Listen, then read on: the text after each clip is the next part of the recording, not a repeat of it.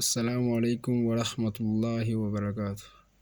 Akkam jirtan obboleeyyan koo kan Islaamaa.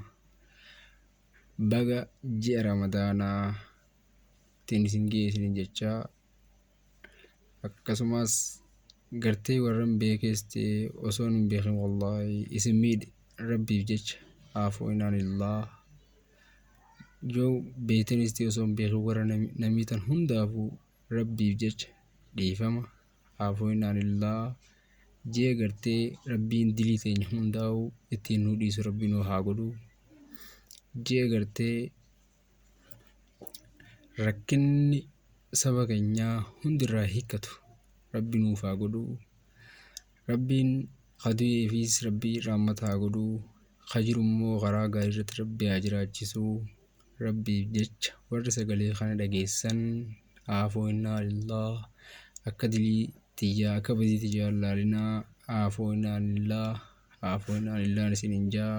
Wassalaamu alaikum warahmatullahi wabarakaatu.